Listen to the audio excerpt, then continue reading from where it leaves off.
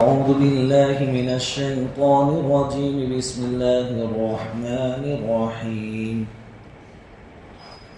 إن في ذلك لآية لمن خاف عذاب الآخرة ذلك يوم مجموع له الناس وذلك يوم مشهود وما نؤخره إلا لأجل معدود يوم يأتي لا تكلم نفس إلا بإذنه فمنهم شقي وسعيد فأما الذين شقوا ففي النار لهم فيها زفير وشهيق خالدين فيها ما دامت السماوات والأرض إلا ما شاء ربك إن ربك فعال لما يريد وأما الذين سعدوا ففي الجنة خالدين فيها ما دامت السماوات والأرض إلا ما شاء ربك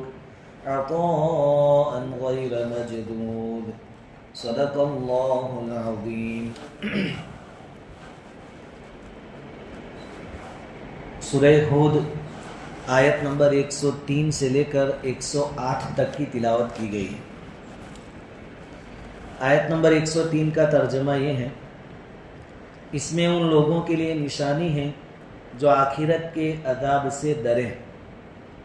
وہ ایک ایسا دن ہے جس میں سب لوگ جمع ہوں گے اور وہ حاضری کا دن ہوگا. اس سے پہلے 7 بڑے بڑے انبیاء کرام علیہم السلام اور ان کی قوموں کے حالات اللہ تعالیٰ نے اس صورت میں بیان فرمائے.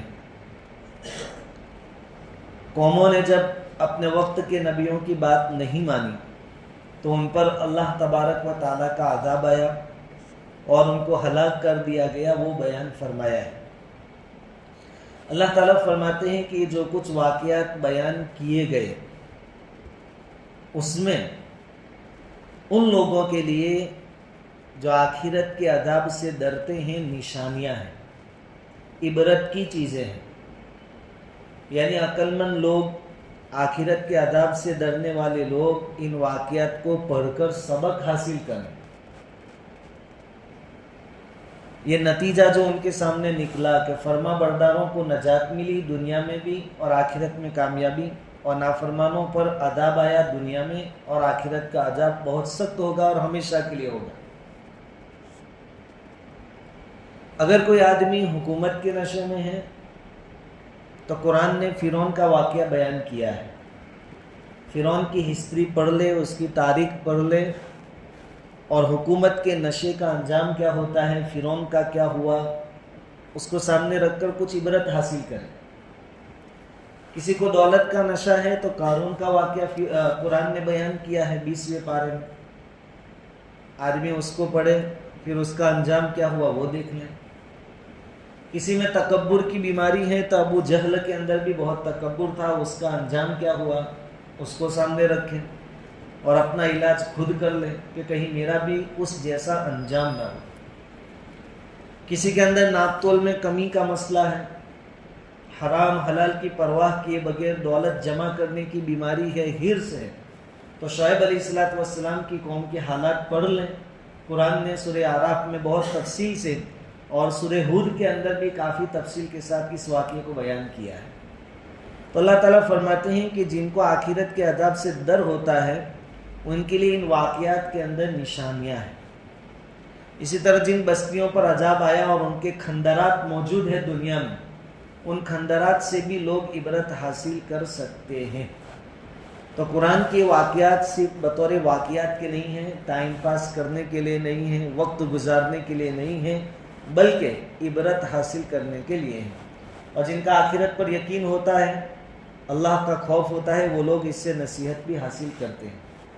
پھر ایک بات یہ بھی ہے کہ یہ تو دنیا میں اتنا سخت عذاب آیا قوم سمود پر، نوح علیہ السلام کی قوم پر، ہود علیہ السلام کی قوم پر، شعیب علیہ السلام کی قوم پر، قوم لوط پر، دنیا میں اتنا سخت عذاب آیا.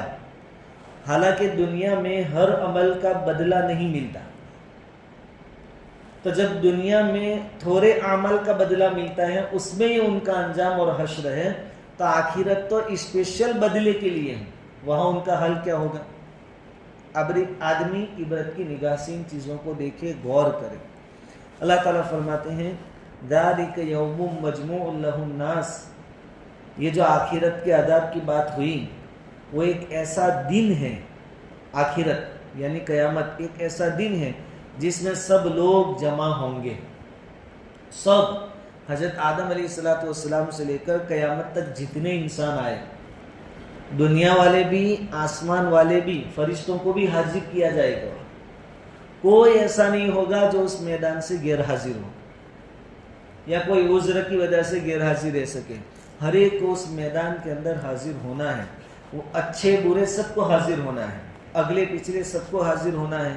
وَذَلِكَ يَوْمٌ مَشْهُودٌ، اور قرآن کریم میں اللہ تعالیٰ فرماتے ہیں کہ وہ حاضری کا دن ہوگا، جمع ہونے کا دن اور حاضری کا دن، تو اس کو سامنے رکھ کر ان واقعات سے عبرت حاصل کرو۔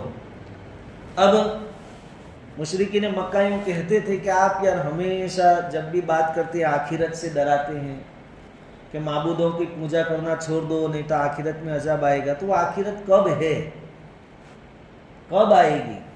چونکہ ان کا تو یقین نہیں تھا، اس لیے وہ بار بار حضور سے کہتے تھے۔ اللہ تعالیٰ نے اس کا جواب دے دیا وَمَا نُؤَخِّرُهُ إِلَّا لِأَجَلٍ مَعْدُودٍ، اور ہم اس کو ایک مدت تک کے لیے ٹال رہے ہیں، قیامت کو، آخرت کے دن کو ایک مدت تک کے لیے ہم ٹال رہے ہیں جو مقرر ہے۔ اللہ تعالیٰ نے یہ طے کر لیا ہے کہ دنیا میں اتنے انسان آئیں گے، اتنے زمانے تک دنیا کو چلانا ہے، اتنے لوگوں کا آنا ہے، اس کے بعد قیامت لانی ہے۔ تو اللہ تعالیٰ فرماتے ہیں کہ یہ جو ہم نے پہلے سے طے کر رکھا ہے اس کی وجہ سے یہ سب اٹکا ہوا ہے۔ اللہ تعالیٰ کا معاملہ ہماری طرح نہیں ہے کہ سامنے والا اکساوے کہ لے کچھ کر کے بتا اور پھر ہم مارنا شروع کر دے، گالیاں دینا شروع کر دے، اور اللہ بھی کہے چلو تم مانگتے ہو ابھی قیامت لے آتا ہوں، ایسا نہیں، وہاں سسٹم سے کام چلتا ہے۔ تو اللہ تعالیٰ فرماتے ہیں کہ ابھی فی الحال عذاب نہیں آ رہا، یہ مشرکین مکہ ہلاک نہیں ہو رہے، تو ایسا نہ سمجھے کہ یہ بعد میں بھی نہیں ہوگا، یہ وقت آنے پر سب ہونے والا ہے۔ یوم یأتی لا تکلم نفس الا بإذنہ، جب وہ دن آئے گا تو کوئی جان اس کی اجازت کے بغیر گفتگو نہیں کر سکے گی۔ قیامت کا دن تو بہت لمبا چوڑا ہے، 50,000 سالوں کے برابر۔ تو شروع میں جب پوری کائنات جمع ہو کے اللہ رب العزت کے سامنے حاضر کی جائے گی، اس وقت کسی کو بھی بولنے کی طاقت نہیں ہوگی، ہر ایک اپنی گردن جھکائے ہوئے اپنے بارے میں فکر مند ہوگا، سب رو رہے ہوں گے، ہر ایک کو اپنی اپنی فکر لاحق ہو۔ یہاں تو جب مجمع زیادہ ہو جاتا ہے تو وہ لوگ جن کو ڈر لگتا ہے وہ بھی مجمع کے ساتھ ساتھ کچھ آواز بلند کر لیتے ہیں کہ بہت بڑی جماعت ہے، ابھی کچھ بولیں گے تو کوئی پرابلم نہیں آئے گا، وہاں سب ہوں گے لیکن کسی کی کوئی طاقت نہیں ہوگی اللہ رب العزت کے سامنے بولنے کی۔ ہاں دوسری بہت ساری آیتیں ہیں اور احادیث ہیں جس میں یہ بات آئی ہے، قرآن میں بھی ہے کئی جگہوں پر کہ بعض لوگوں کو پھر اجازت دی جائے گی، تو ایک تو وہی بول پائیں گے جن کو اجازت ملے گی۔ وقال الصواب اما یتساءلون 30ویں پارے میں یہ بھی ہے کہ جن کو اجازت ملے گی وہ بات بھی ٹھیک کریں گے، کوئی الٹی سیدھی باتیں ایسا کچھ نہیں، وہ بھی بولیں گے کب؟ اجازت ملنے کے بعد، اور کیسی بات بولیں گے؟ ٹھیک یعنی سفارش ہوگی لوگوں کی وغیرہ ہوگی۔ بعض مقامات پر قرآن میں آیا ہے کہ کافر اور مشرکین لوگ آپس میں بحث کریں گے اور ان کو جو نامہ اعمال دکھلایا جائے گا اس کو جھٹلائیں گے کہ یہ گناہ ہم نے نہیں کیے وغیرہ وغیرہ۔ تو کہا کہ یہ تو بولیں گے اور قرآن یہاں تو نہ کہتا ہے، تو اللہ تعالیٰ علماء نے اس کا جواب دیا، مفسرین نے جواب دیا کہ یہ بولنا حجت کے طور پر نہیں ہوگا، یہ تو آپس میں ایک دوسرے کا قصور نکالیں گے، اس وقت وہ بولیں گے اپنے گناہوں کا اقرار والا بولیں گے، ہاں یار، اور ایک دوسرے کا وعد نکالیں گے، قصور نکالیں گے کہ تم نے ہم کو گمراہ کیا، وہ کہیں گے کہ تم خود گمراہ ہوئے۔ اللہ کے سامنے کوئی حجت نہیں کر پائے گا، اس کو سب کی آوازیں خاموش ہو جائے گی اللہ رب العزت کے سامنے۔ فَمِنْهُمْ شَقِيٌّ وَسَعِيدٌ، پھر جتنے لوگ اس دن جمع ہوئے تھے ان میں سے کچھ بد نصیب ہوں گے اور کچھ خوش نصیب ہوں گے۔ جو لوگ جہنمی ہیں وہ بد نصیب، اور جو لوگ جنتی ہیں وہ خوش نصیب لوگ۔ ترمذی شریف کی روایت ہے، نبی کریم صلی اللہ علیہ وسلم کا ارشاد ہے کہ اللہ تعالیٰ کی طرف سے پہلے سے لکھا جا چکا ہے کہ یہ نیک بخت ہے، یہ بد بخت ہے، چونکہ اللہ تعالیٰ پہلے سے جانتے ہیں کہ کون کیسا بنے گا آگے چل کر۔ حضرت علی رضی اللہ تعالیٰ عنہ سے ایک روایت ہے کہ ایک جنازہ حاضر ہوا تو ہم لوگ جنت البقیع میں گئے، صحابہ کرام، ہم بیٹھے ہوئے تھے، تدفین کا عمل چل رہا تھا، میت کو قبر میں رکھ رہے ہو یا قبر کھود رہے ہو، جو بھی ہو، حضور صلی اللہ علیہ وسلم کو ہم نے آتے ہوئے دیکھا، آپ کے ہاتھ میں ایک لکڑی تھی، آپ ہمارے پاس آئے اور وہ جو تدفین کا عمل ہو رہا تھا وہاں تک آپ زمین پر بیٹھے، تشریف رکھی آپ نے، اور پھر زمین کو لکڑی سے زمین کو کوریدتے رہے۔ ہم بھی بیٹھ کر کبھی لکڑی وغیرہ سے زمین کو کوریدتے ہیں، حضور صلی اللہ علیہ وسلم کوریدتے رہے۔ اس کے بعد حضور صلی اللہ علیہ وسلم نے فرمایا کہ دیکھو، کوئی بھی آدمی ایسا نہیں ہے جس کا ٹھکانہ یا تو جہنم میں یا تو جنت میں نکی نہ ہو، یعنی ہر ایک کا ٹھکانہ پہلے سے طے ہو چکا ہے کہ آدمی جنت میں جائے گا، جنت میں اس کا ٹھکانہ، یہ آدمی جہنم میں جائے گا، جہنم میں اس کا یہ ٹھکانہ رہے گا، ہر ایک کا، ہم میں سے بھی ہر ایک کا ٹھکانہ اللہ تبارک و تعالیٰ نے لکھ دیا ہے۔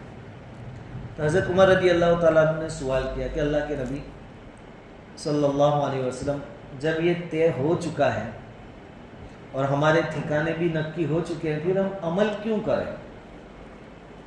ایک آدمی کے بارے میں لکھ دیا گیا ہو کہ یہ جنتی ہے، پھر وہ نماز نہ بھی پڑھے، نیک اعمال نہ بھی کرے، تو بھی اس کا ٹھکانہ تو جنت میں لکھ دیا گیا ہے، تو پھر ہم عمل کیوں کریں؟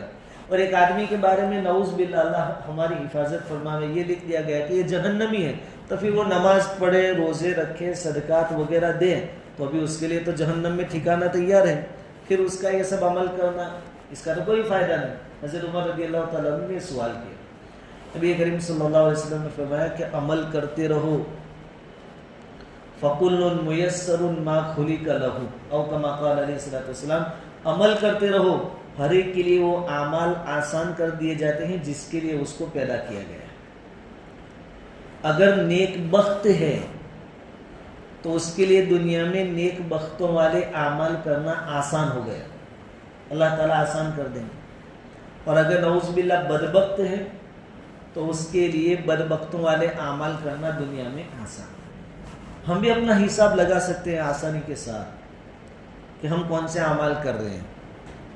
اگر نیک اعمال کر رہے ہیں تو ہم اللہ تعالیٰ کی ذات سے امید رکھیں کہ انشاءاللہ اللہ تعالیٰ نے ہمارے لیے نیک بختی کا فیصلہ فرمایا ہے، اور اگر ہماری زندگی بدبختوں والے اعمال کے ساتھ گزر رہی ہے تو پھر یہ ڈرنے کی بات ہے۔ کچھ اللہ والوں نے نیک بختی کے علامات اور نشانیاں بھی لکھی ہے کہ آدمی اگر چیک کرنا چاہے کہ میں نیک بخت ہوں بھی کہ نہیں ہوں تو کیسے چیک کرے گا؟ تو کہا کہ اس کی 2-4 نشانیاں۔ پہلی نشانی یہ ہے کہ جو آدمی نیک بخت ہوتا ہے اس کا دل نرم ہوتا ہے، دل جو ہے اس کا کیا ہوتا ہے، کبھی کسی کی پریشانی دیکھ لی اس کی آنکھوں سے آنسو جاری ہو جاتے ہیں، اس کا دل تڑپ جاتا ہے۔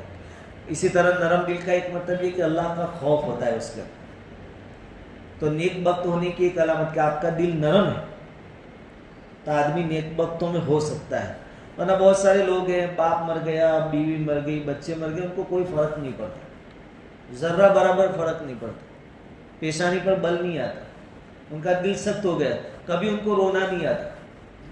تو پہلی نشانی دل کا نرم ہونا۔ دوسری نشانی اللہ کے خوف سے آنکھوں سے آنسوؤں کا جاری ہونا۔ اگر ہمیں بھی کبھی کبھی رونے کی توفیق مل جاتی ہے یا زیادہ ملتی ہے تو ہم کہہ سکتے ہیں کہ الحمدللہ نیک بختوں والی ایک نشانی ہمارے اندر پائی جاتی ہے۔ ہم اپنے آپ کو چیک کریں۔ آدمی جب بہت گناہوں میں آگے بڑھ جاتا ہے تو دل سخت ہو جاتا ہے اور آنکھوں سے آنسو اس کے کیا ہو جاتے ہیں، خشک ہو جاتے ہیں۔ تو ایک نشانی یہ بھی ہے کہ اگر آنکھوں سے اللہ کے خوف سے آنسو جاری ہے تو آدمی نیک بختوں میں سے ہو سکتا ہے۔ ایک نشانی کہ آدمی اللہ سے شرم و حیا کرے، اللہ تعالیٰ سے شرم و حیا کرے۔ اللہ تعالیٰ ہر جگہ ہے، تو کسی بھی جگہ شرم و حیا کی وجہ سے اللہ کی نافرمانی نہ کرے۔ یار اللہ دیکھ رہا ہے اور میں کیسے نافرمانی کر سکتا ہوں، میں ایسا کوئی غلط کام کیسے کر سکتا ہوں، اللہ تعالیٰ دیکھ رہے ہیں۔ اگر یہ بات ہمارے اندر ہے تو اللہ تعالیٰ کا شکر ادا کریں کہ ہمارے اندر نیک بختی کی علامت موجود ہے. اور بدبختی کی علامت اس کے اپوزٹ جتنی چیزیں ہیں کہ دل سخت ہو گیا, آنکھیں خشک ہو گئی, خشک کہ آنسو نہیں نکل رہے, اور اسی طرح اللہ تعالیٰ سے بھی کوئی شرم و حیا نہیں ہے, تو آدمی کو فکرمند ہو جانا چاہیے, کیونکہ یہ بدبختوں کی علامت ہے, یہ بدبختوں والا کام ہے, بدبختی کی علامت ہے. اس لیے آدمی کو اس پر کام کرنا چاہیے کہ میرے اندر کون سی نشانیاں پائی جاتی ہیں. ایک اور نشانی کہ اگر نیک بخت ہوگا تو امیدیں کم سے کم ہوگی اس کی, بھوشیہ کی پلاننگ.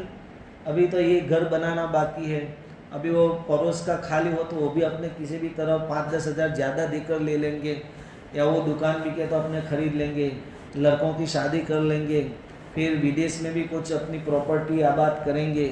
ایسی لمبی لمبی امیدیں ہیں, اور اتنے سال تک ہم جئیں گے, ایسی امیدیں اس کی نہیں ہوتی. کس کی؟ جو نیک بخت ہوتا ہے اس کے پاس قناعت کی دولت ہوتی ہے, جو مل گیا اس پر اللہ کا شکر, اور جو نہیں ملا اس پر کوئی غم نہیں, کوئی پریشانی نہیں. اور بدبختی کی علامت اس کے ورد, اس کے اپوزٹ کہ آرزویں لمبی لمبی ہو اور قناعت نہ ہو, بے صبری ہو, ہائی واویلی ہو, شکوے شکایت ہو, تو یہ بھی بدبختی کی علامت. تو ایک نشانی آرزویں کم سے کم ہو, یہ نیک بختی کی علامت, اور لمبی لمبی آرزو کا ہونا بدبختی کی علامت ہے. تو اللہ تعالیٰ فرماتے ہیں کہ جب سب جمع کیے جائیں گے کوئی بول نہیں سکے گا. ہاں بعد میں جن کو اجازت ملے گی وہ بولیں گے. تو کچھ لوگ تو شقی ہوں گے یعنی بد نصیب ہوں گے جن کے لیے ہمیشہ کی جہنم ہے, اور کچھ لوگ نیک بخت ہوں گے یعنی جنت والے. فَأَمَّا الَّذِينَ شَقُوا فَفِي النَّارِ لَهُمْ فِيهَا زَفِيرٌ وَشَهِيقٌ. پس جو لوگ بد نصیب ہیں وہ آگ میں ہوں گے یعنی جہنم میں ہوں گے, ان کو وہاں چیخنا ہے اور دہارنا ہے, چلانا ہے. بدبختوں کے ہمیشہ کا ٹھکانہ کون سا ہے؟ جہنم. اور ان کی حالت وہاں پر چیخنا, چلانا, تکلیف میں ہوں گے سب, راحت نام کی کوئی چیز نہیں ہوگی. یہ جو لفظ آیا زفیر اور شہیق, اس کے بارے میں مفسرین فرماتے ہیں کہ زفیر گدھا جب چلانا شروع کرتا ہے, گدھا, تو اس کی شروع کی جو آواز ہوتی ہے اس کو زفیر کہتے ہیں. تو یہ جہنمی جب چلائیں گے تو شروع میں ان کی آواز بھی ایسی ہوگی. اور شہیق گدھا جب چلاتا ہے اور اس کی آواز بلند ہوتی جاتی ہے, پھر وہ آواز اس کے پیٹ میں گھومتی رہتی ہے, اندر سے آواز نکلتی ہے. تو کہا کہ شہیق کا مطلب یہ ہے کہ ان کی آواز بھی پھر گدھوں جیسی حالت ان کی ہو جائے گی, کہ جیسے گدھے کی آواز شروع میں ہوتی ہے تو ان کی آواز بھی شروع میں ایسی ہوگی, اور آخر میں جیسے گدھے کی آواز اندر دبتی ہے اور بہت درد کے ساتھ نکلتی ہے ویسے ان کی آواز بھی ہوگی.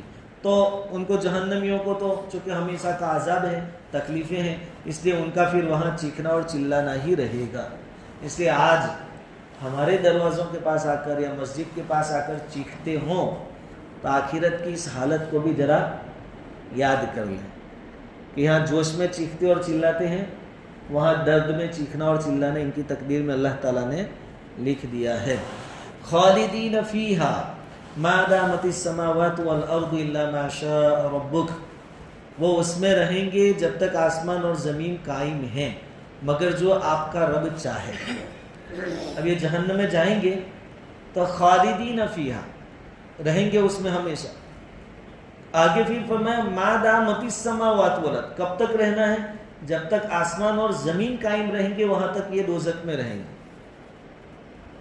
اب ہم نے سنا تھا کہ یہ لوگ ہمیشہ جہنم میں رہیں گے, اور قرآن میں بھی ہے خالدین فیہا ابدا, ابدا یعنی ہمیشہ کے لیے.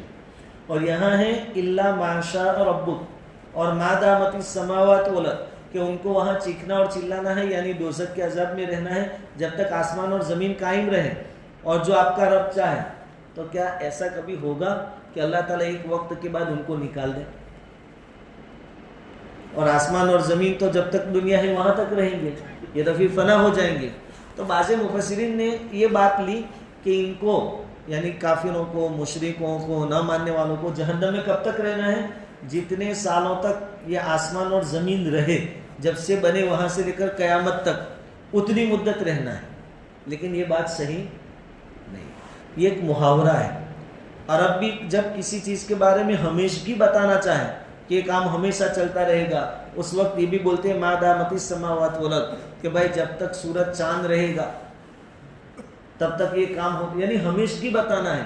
ایسا نہیں ہے کہ جتنے سالوں تک زمین اور آسمان رہا دنیا میں اتنے سالوں تک یہ جہنم میں رہیں گے، پھر اللہ تعالیٰ ان کو جہنم سے نکال لیں گے، ایسی کوئی بات نہیں ہے۔ آگے فرمایا الا ما شاء ربک، مگر جو آپ کا رب چاہے۔ اصل میں کچھ لوگوں کا ماننا ایسا ہے کہ جنہوں نے اچھے اعمال کیے اللہ کے اوپر ضروری ہے کہ ان کو جنت میں داخل کرے، اور جنہوں نے برے اعمال کیے اللہ پر ضروری ہے کہ ان کو دوزخ میں داخل کریں۔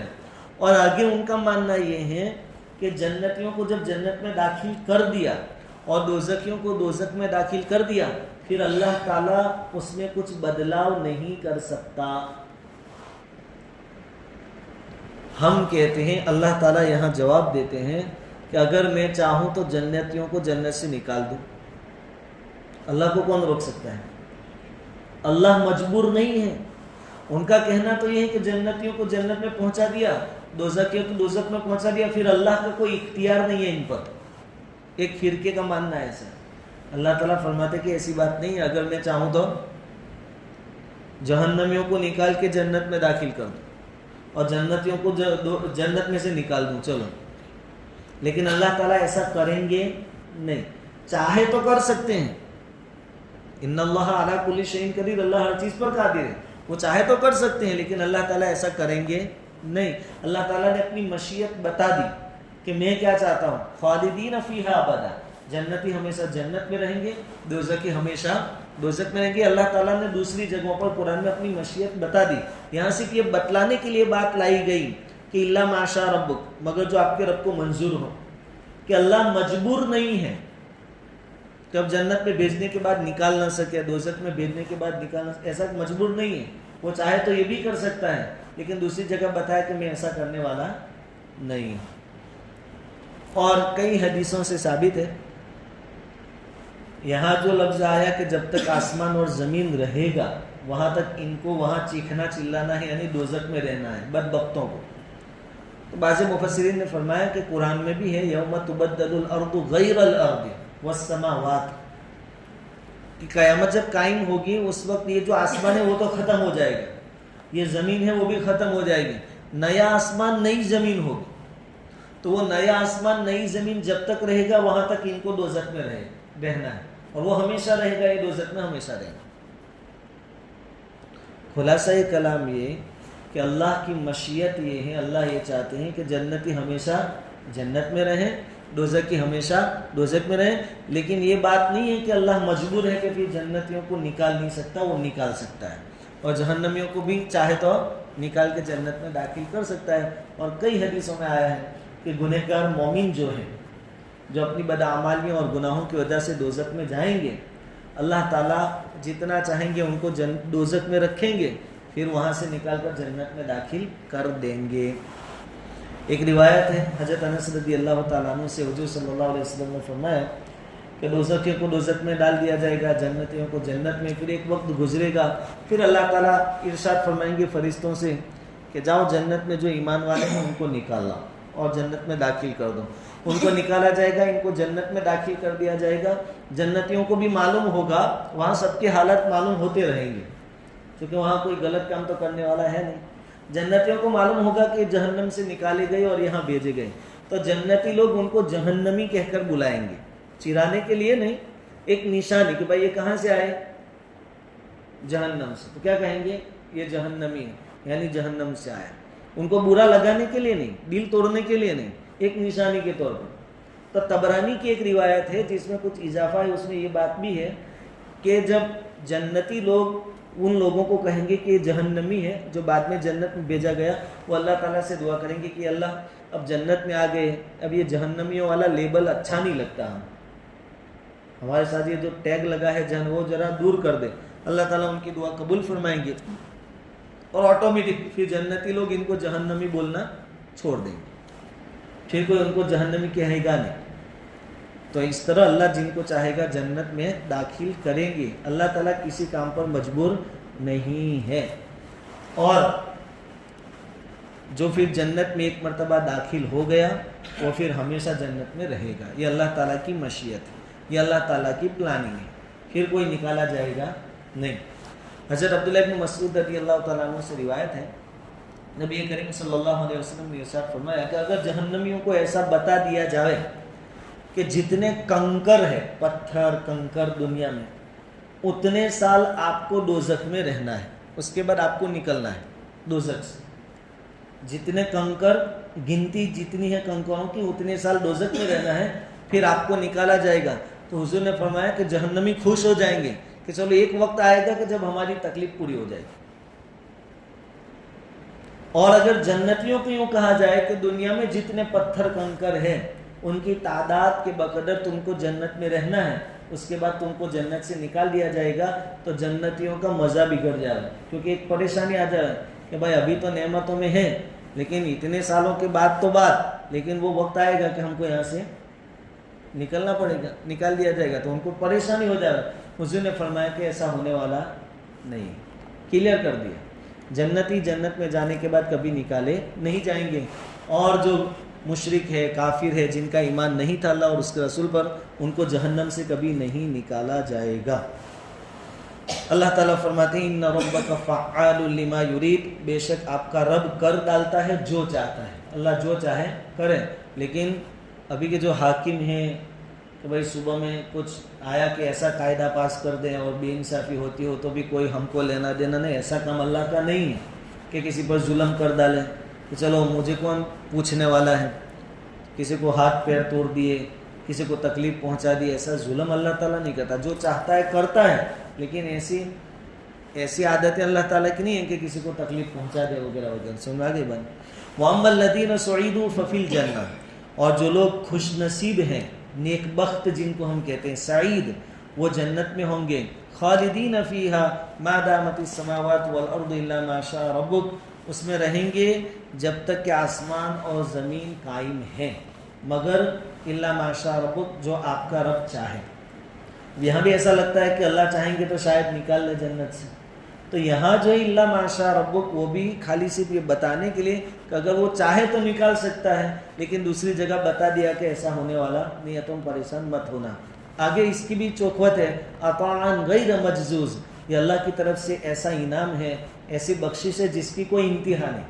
اب انتہا نہیں یعنی ہمیشہ کے لیے. پھر آگے اللہ تعالیٰ نبی کریم صلی اللہ علیہ وسلم کو ہدایت دے رہے ہیں، فَلَا تَكُوا فِي مِرْيَةٍ مِّمَّا يَعْبُدُ هَؤُلَاءِ، بس آپ ان چیزوں سے شک میں نہ رہیں جن کی یہ لوگ عبادت کر رہے ہیں. یعنی میجورٹی مشرکین کی تھی حضور کے سامنے، ان کی تعداد زیادہ تھی، ان کی شان و شوکت تھی، جاہ و جلالی تھی. اللہ تعالیٰ فرماتے ہیں کہ اس سے آپ شک میں مت رہنا کہ کہیں یہ لوگ سچے ہوں گے یا ان پر عذاب نہیں آئے گا یا یہ ہمیشہ خوشحال رہیں گے، ایسے شک میں مت رہنا. ما یعبدون الا کما یعبد آباؤہم من قبل، یہ تو بس اسی طرح عبادت کر رہے ہیں جس طرح ان سے پہلے ان کے باپ دادا عبادت کر رہے تھے. کہ ان کے باپ دادوں نے بھی مورتیاں بنائی تھی، وہ ان کی پوجا کرتے تھے، یہ بھی ان کے دیکھا دیکھی وہی عمل کر رہے ہیں. وَإِنَّا لَمُوَفُّوهُمْ نَصِيبَهُمْ غَيْرَ مَنْقُوصٍ، اور ہم ان کا حصہ پورا پورا دیں گے بغیر کسی کمی کے. ابھی جو عروج ہے ان کا، ترقی کا دور ہے، اس سے کوئی ایسا نہ سمجھے کہ ان پر کبھی کوئی پکڑ نہیں آئے گی، عذاب نہیں آئے گا اور ہمیشہ ایسی شان و شوکت جاہ و جلالی رہے گی. اللہ تعالیٰ نے اس وقت کہا تھا، قریش کا دبدبہ تھا، جن کے ڈر سے اور ان سے بچنے کے لیے مکہ چھوڑنا پڑا تھا، اور سن ہجری 8 میں سب نے اپنی آنکھوں سے دیکھ لیا کہ وہ شان و شوکت بھی چلی گئی، مکہ بھی فتح ہو گیا اور ہر طرف اسلام کا بول بالا ہو گیا. کہ اللہ تعالیٰ کی طرف سے کچھ سیٹنگ ہوتا ہے کچھ مدت کے لیے. وَتِلْكَ الْأَيَّامُ نُدَاوِلُهَا بَيْنَ النَّاسِ، ہمارے اس ملک میں حکومتیں بدلتی رہی، کبھی مغلوں کی حکومت رہی، پھر کبھی انگریزوں کی آئی، ابھی ان کی ہے، پھر اللہ تعالیٰ چاہیں گے کسی اور کی آئے گی. اس لیے اللہ تعالیٰ کا سسٹم اپنے وقت پر کام کرتا ہے. تو اللہ تعالیٰ نے اپنے نبی کو تسلی دی کہ ان کی شان و شوکت، عروج اور ترقی کو دیکھ کر آپ شک میں مت پڑنا. میچورٹی دیکھ کر خاص کر کے یہ تو کتنے زیادہ ہیں، آپ شک میں مت پڑنا، آپ اپنا کام کرتے رہیں. درود شریف.